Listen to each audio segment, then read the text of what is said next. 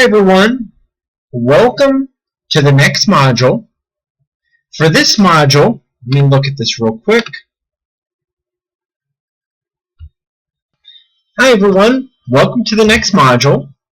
For this module, you're going to be reading chapters 11, 12, and 13.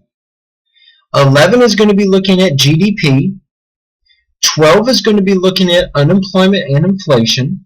And 13 is going to be looking at the various business cycles of our economy.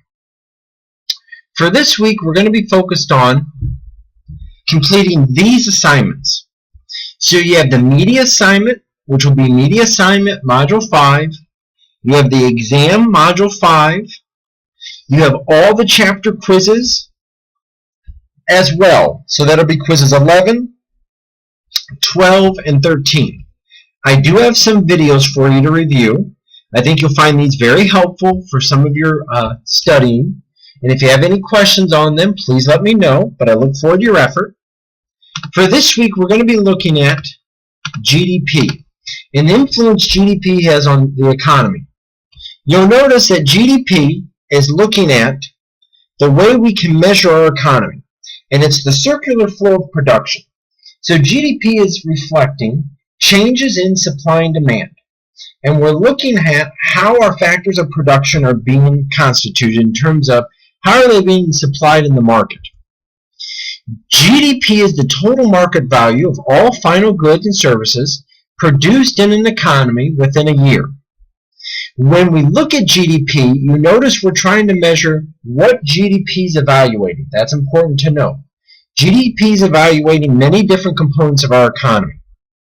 When you look at GDP in this graph right here, you notice that you've seen I shouldn't say large, but you've seen an increase in GDP in the last 80 years. And you notice that the U.S. economy has continued to provide support in our economy, and that's very important. When the economy's been able to provide support, it's been created more opportunities for us as well.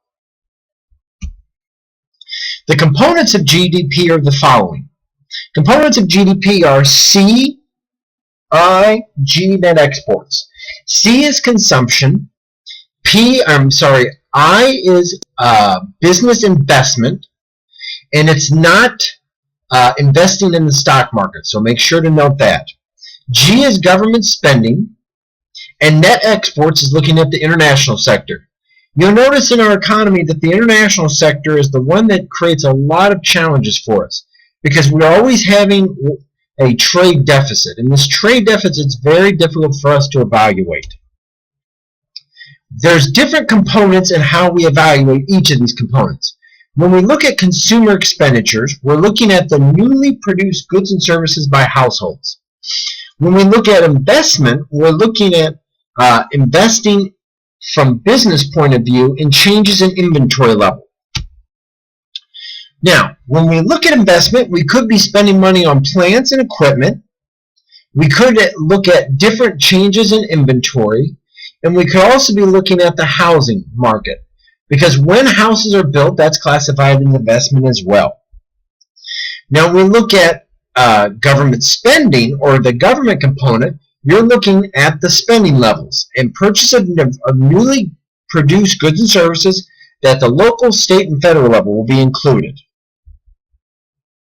And when we look at the net export sector, we're looking at an import is something that's produced in another country and brought over to the U.S. or brought into the U.S. And export is something that is produced in the U.S. and shipped out to other countries. And when we look at our economy, you notice we're struggling because we have a very large net our net exports is actually negative, which means we are importing more than we're exporting. So those are some of the things that we're going to be focused on this week. If you have any questions, please let me know, but I look forward to your effort.